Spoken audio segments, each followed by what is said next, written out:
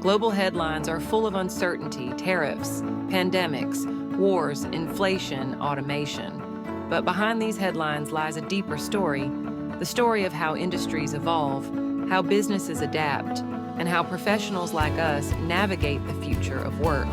भारत की IT sector पर Trump tariff का क्या इफेक्ट पड़ेगा, इस पर हमारे साथ बातचीत करने के लिए मौजूद हैं एक्सेसिबल माइंड्स के सीईओ हिमांशु सिंह जी। हिमांशु जी, किस तरीके का इफेक्ट पड़ेगा, क्योंकि बहुत सारे लोग अलग अलग तरीके की बातें कर रहे हैं कि आईटी सेक्टर में बहुत ज्यादा इफेक्ट पड़ेगा, जो 50% टैरिफ लगाया जाएगा। देखिए, आईटी सेक्टर पे जो टैरिफ का उसका कोई भी इम्पैक्ट नहीं आने वाला है, क्योंकि अगर आप देखेंगे तो जो टैरिफ है वो export of products and goods पे है। तो आईटी सेक्टर इससे अभी अछूता है, उस पर कोई भी इसका इम्पैक्ट नहीं आने वाला। और आईटी सेक्टर के अलावा कुछ और भी सेक्टर्स हैं, जैसे कि पेट्रोलियम हो गया, आपका स्टील एंड बेस मेटल हो गया, इलेक्ट्रॉनिक्स हो गया, उस पर भी टैरिफ का कोई भी इम्पैक्ट अभी नहीं आने वाला है।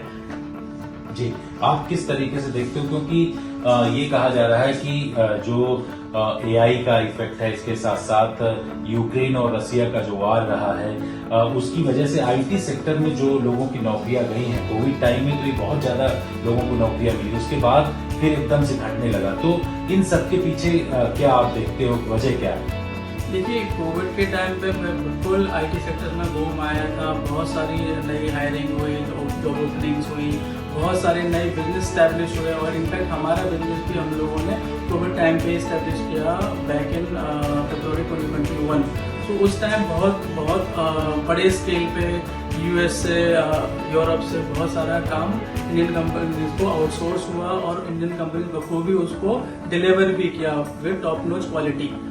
सो उस टाइम पे हुआ, लेकिन जैसे जैसे कि अब एआई का एडवांसमेंट हो रहा है, जो जिस हिसाब से रैपिड ग्रोथ हुई है डेवलपमेंट ऑफ एआई में, उससे हाँ ये बिल्कुल मानने वाली बात है कि कुछ हद तक जॉब्स में कटौती हुई है। और बड़े बड़े जो हमारे कंपनीज हैं, जैसे मेटा हो गया, अमेजन हो गया, उन लोगों ने अपनी वर्कफोर्स में कमी लेके आए हैं just because of the AI development. ये कहा जा रहा है कि 20 से 30% जो आईटी सेक्टर से जुड़े हुए, जो इंजीनियरिंग या उससे जुड़े हुए, उसमें काफी कमी आई है जॉब्स में। तो इन सबके पीछे क्या ट्रम्प टैरिफ देखा जाए, या फिर ये लग रहा है कि जो लगातार इसमें गिरावट आ रही है आईटी सेक्टर में नौकरियों को लेकर से, उसकी वजह से सर? नहीं, देखिए, जो ट्रम्प का टैरिफ है उसका इससे कोई लेना देना नहीं है, बिल्कुल भी नहीं है। जैसे मैंने आपको पहले भी बताया कि जो टैरिफ आईटी सर्विस इंडस्ट्री को इम्पैक्ट करता ही नहीं है, डायरेक्टली नहीं कर सकता। इनडायरेक्टली हो सकता है कि क्या कहते हैं, कुछ जो हम लोग की जो मेजर बड़ी डील्स हैं वो शायद थोड़े टाइम के लिए होल्ड पे जा सकती हैं, या फिर वो कैंसिल हो सकती हैं। बाकी आईटी सर्विस इंडस्ट्री पे इसका कोई डायरेक्ट इम्पैक्ट नहीं आने वाला है। हाँ, ये जरूर हुआ है कि जो हमारा रशिया यूक्रेन का जो वॉर रहा है, उसकी वजह से थोड़ा सा जो पहले बिजनेस हम लोग के इंडिया की तरफ आता था वो जरूर डिवेट हुआ है यूक्रेन की तरफ, क्योंकि जो यूक्रेन में जो वर्क फोर्स है वो काफी अब सस्ता मिल पा रहा है एज कम्पेयर टू इंडिया। जैसे आप इंडिया से कंपेयर करेंगे तो यूक्रेन वर्क फोर्स है वो काफी सस्ता है। सो जो यूएस की कंपनीज हैं वो थोड़ा डिबेट हो रही है यूक्रेन वर्कफोर्स को इंगेज करने में, हायर करने में। तो वो एक छोटा सा एक कारण हो सकता है कि जो आईटी इंडस्ट्री पे वर्कफोर्स थोड़ा कम हुआ है। लोगों की जो आईटी इंडस्ट्री से नौकरियां गई, अब वो किस तरीके से सोचे, या फिर जो लोग काम कर रहे हैं वो अपनी नौकरियां कैसे बचाएं, इसके लिए क्या?